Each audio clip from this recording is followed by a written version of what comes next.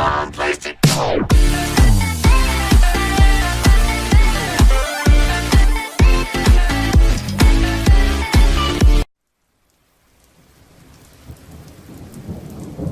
So, of course, it's still going to be a party this year, but there will be a different tone.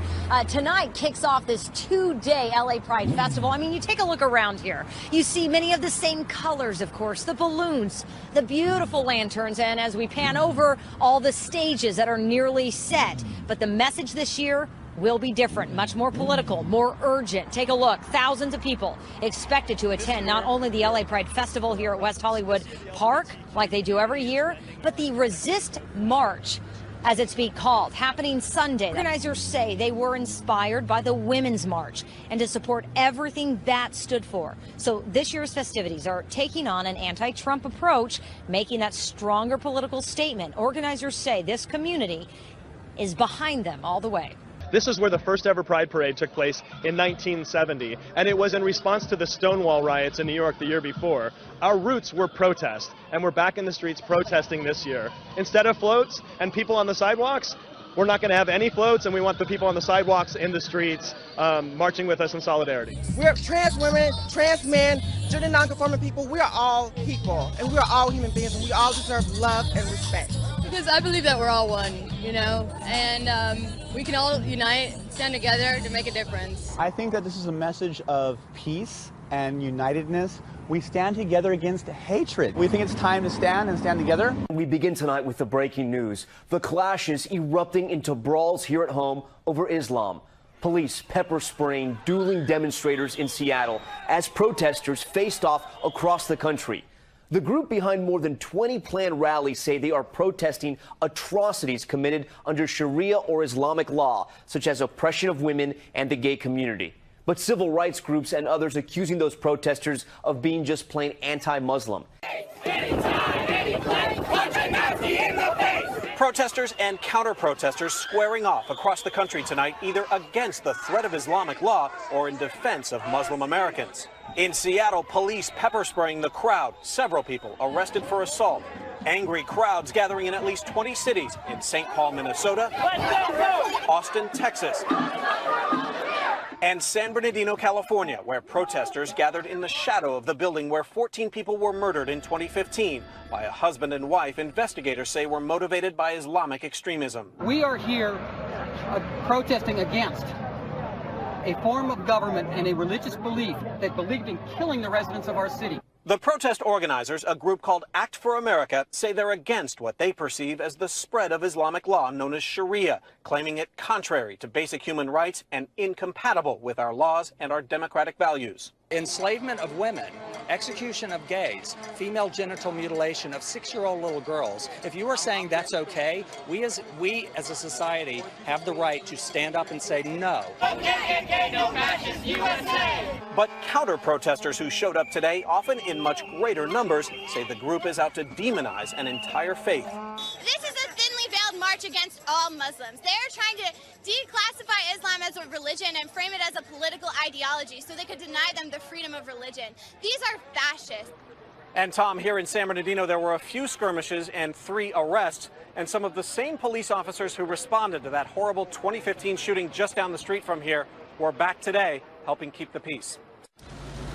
Northern Ireland's Democratic Unionist Party has said it is in positive talks over a confidence and supply deal to support Prime Minister Theresa May's Conservative government. The Tories were left tantalisingly short of an overall majority after the leader's gamble on a snap election backfired. Now Mrs May is having to seek support from outside her party in order to form a government, with the anti-abortion and anti-gay marriage DUP being just about her only option. To add to the Prime Minister's woes, Saturday saw 2 of her closest aides quit, taking the blame for her disastrous electoral campaign. Many in the UK, including some within the Conservative Party, have voiced their concerns about a potential deal with the DUP. The right-wing stance of the Northern Irish Party on matters such as gay rights, abortion and climate change have seen many MPs threaten to oppose a deal between the parties. Some are worried that the DUP would drive a hard bargain in exchange for its support. However, no deals will be finalised until next week, as they refuse to work on Sunday for religious reasons. Breaking news out of Europe, where a car has ploughed into a crowd of people outside Amsterdam's main train station. At least 8 people have been injured and 6 of them have been taken to hospital for treatment. It's understood the driver was parked illegally and sped off when approached by police. He was arrested at the scene and police at this stage have ruled out terrorism. Ramadan is considered a holy month for Muslims, but it has already seen 16 deadly attacks claimed by ISIS worldwide in 13 days, like last week's London terror attacks. There was also the massive May 26th attack on a bus in Cairo packed with Coptic Christians, which killed 29 people. Then on May 30th, over a dozen people were killed in a bombing at an ice cream shop in Baghdad. On June 5th in Melbourne, Australia, 1 man was shot and killed after a woman was held hostage for hours before escaping. 2 more weeks at least of Ramadan, and ISIS has directed its fighters all around the world to conduct attacks.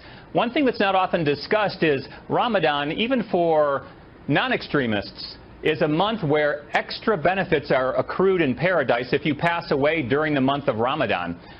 There is also the belief that you have greater military success against your enemies. So for ISIS to tell their suicide bombers that you're going to be successful and your rewards will be doubled in paradise, it's the easiest way for them to get more attackers to go out in the world. But certainly we can expect more, mostly in the Middle East, more attacks just a few hours ago in Baghdad, and certainly in Europe. But the U.S. also a possibility. He was the U.S. Attorney General on September 11th and in the 4 years that followed. So John Ashcroft, on the right of George W. Bush here, should have a good understanding of Middle East politics. Qatar's government has hired Ashcroft's law firm to examine and confirm what Doha is doing to stop financing of banned groups and comply with money laundering regulations. Since Monday, Qatar has been cut off diplomatically and physically by Saudi Arabia, Bahrain, the UAE and Egypt. Bahrain's foreign minister has been in Turkey, where he's reiterated his view that Qatar is supporting Iran and banned organisations. Qatar says it does not support what its accusers call Islamist terror groups. Continuing his diplomatic tour, Qatar's foreign minister has been in Russia looking for support. While there, he was asked about Qatari backing of Hamas, which runs Gaza. It's designated a terror group by the US and the EU, but not by Gulf countries. It has representatives in Qatar. Qatar's foreign minister has told Russian media, "We support the Palestinian people, not Hamas, and we cooperate with the official Palestinian Authority. And Hamas' presence in Qatar is a political representation for the movement. Hamas is a legitimate resistance movement for Arab countries." Despite many comments that point to the contrary, Defense Minister Avigdor Lieberman has just stated that he has no interest in reoccupying the Gaza Strip. Speaking to Channel 2 News last night, when asked about what he would do in the event of a future outbreak with Hamas, Lieberman replied, quote, "We go in and destroy all their terror infrastructure, but once the job is complete, we will come out," end quote. Saying Israel would leave the Strip immediately is a far cry from previous statements made where the defense minister claimed a takeover was the only way to quell the violence coming from the coastal enclave.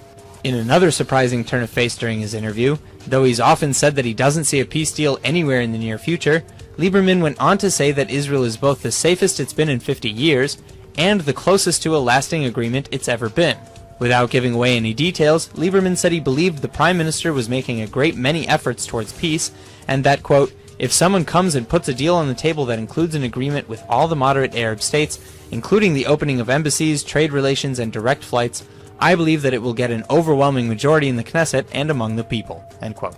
To a deadly attack on American soldiers overseas, U.S. officials say an Afghan army soldier who was being trained by our troops turned on them, opening fire. American soldiers ambushed in a deadly insider attack in eastern Afghanistan. According to Pentagon officials, an Afghan army soldier aimed his weapon on U.S. service members there to train him as part of the Train, Advise, and Assist missions.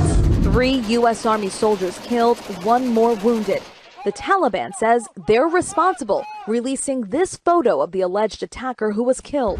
If you look at the number of insider attacks since the U.S. has been in Afghanistan, many of these attacks have come from people who have lived or been recruited from the eastern provinces, which are up next to Pakistan, which is traditional Taliban home territory. The attack in the same province where the U.S. dropped its most powerful non-nuclear bomb on ISIS targets in April.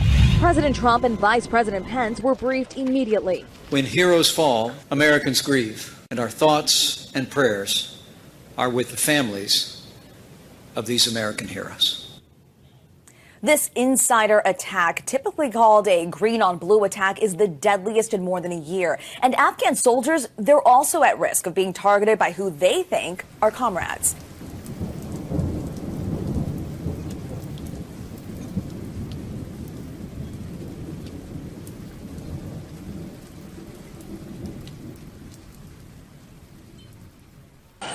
Fortifying their positions. The Syrian Defense Ministry say this video shows its forces digging in along the Iraqi border. It's the first time government troops and their allies have reached the border since 2015. The Russian Ministry of Defense initially made the announcement on Friday. The map shows the rough location in red. And on Saturday, the official announcement from the Syrian military. We have reached the border with Iraq, northeast of Al-Tanf. This is the completion of the first phase. This victory is important to us because it redirects our strategic battle against ISIL. This area will be the launching point against ISIL along the border with Iraq, and we will cut their supply line. And as always in Syria, this has implications. Tens of kilometers south is the Tanaf base, used by American and other international special forces to train local allies in the fight against ISIL. They now seem to be effectively blocked from moving north, where ISIL still controls a major border crossing into Iraq and the oil-rich province of Deir ez-Zor. We reached out to the coalition, but they would not comment on this specific development. There have been recent tensions around Tanaf base. The coalition carried out at least 3 airstrikes on Iranian-backed militias who crossed into a surrounding 55-kilometer no-go zone. The Americans say they had repeatedly warned them to turn back. Control of the Syrian-Iraqi border is strategically important to all sides in this war. It highlights again how complicated the Syrian battlefield is, a complex web of allegiances, each pushing different regional interests. And even though most sides may agree on fighting ISIL, the question is who takes control of the territory they leave behind. On Sunday, during a news conference in Cagayan de Oro City, Philippines President Rodrigo Duterte made it clear that he did not seek support from the U.S. to aid in ending the siege of a southern Philippines town by Islamist militants. Duterte's message comes just one day after the United States announced it was providing assistance at the request of the government. According to Reuters, when he was questioned about U.S. support against Islamist militants in Marawi City, Duterte said he had never approached America for help. The son of former Libyan leader Muammar Gaddafi has been released by a militia group based in western Libya. 44-year-old Saif al-Islam was once considered the heir apparent to his father. He's been held for nearly 6 years after being captured while trying to escape to Niger when opposition fighters seized Tripoli and deposed his father. Saif al-Islam is wanted by the International Criminal Court on charges of war crimes and crimes against humanity. Political activist James O'Keefe is rattling the mainstream media in the United States. He's best known for his undercover investigations with Project Veritas, and now he's got fake news in the crosshairs.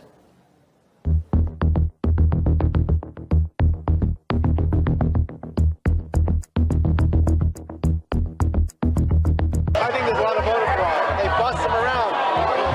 They put them in a bus and they move them to poll site to poll site. What did she see? The caucus cards? You should just like hide all that stuff.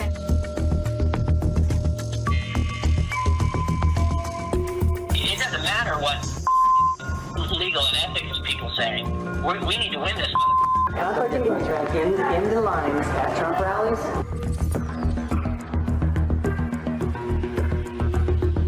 Project Veritas is known for its secret recordings. Last month, it released more than 100 hours from inside the CNN newsroom.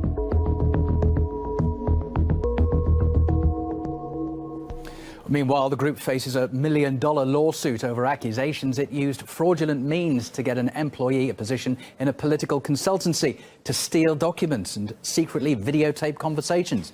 James O'Keefe was quick to fire back. Robert Kramer believes that by suing us, he can intimidate us. I will not be silenced, only over my dead body. In fact, we will be deploying a new batch of freshly trained journalists next week to shine additional light on the cockroaches of the corrupt D.C. establishment. We will not be intimidated. We will not be silenced. We will find out who is funding this lawsuit. We will never stop exposing the truth. We will not back down. And over to New York, where researchers are planning to release genetically engineered moths that die before they can reproduce. RT's Trinity Chavez has this bizarre story. Diamondback moths love their vegetables and often chow down on cabbage, cauliflower, but researchers say that these insects are destroying crucifer crops and that something needs to be done. Now, a possible solution to aid this problem could make New York the first state to release genetically modified insects. A problem that has become increasingly difficult since the insects can shrug off most pesticide poisons. In the attempt to eradicate their population, Oxidec has developed a genetically modified moth, which Shelton believes could remedy the situation. The idea behind the genetically engineered diamondback moth is that the males are sterile, and so when they mate with the wild females, then the offspring basically will not survive, and you'll drive down the pest population and consequently drive down the injury or the damage to the plant. According to the Associated Press, the moths have been tested in a lab and net-covered fields, but now Shelton wants to see how they do in a 10-acre cabbage patch at the university's experimental agriculture site in upstate New York. However, the idea has garnered health concerns, and many say the creation lacks research. There most likely will be dead larvae, the brassicas, which are cabbages, broccolis, mustard plants, and there's been absolutely no research done on what would be the consumer health impacts. Also, what would be the impacts for the farm worker if they're inhaling these dead larvae. There's been absolutely no research. Shelton is now waiting for authorization from the Department of Agriculture, but hopes to test the moths this summer.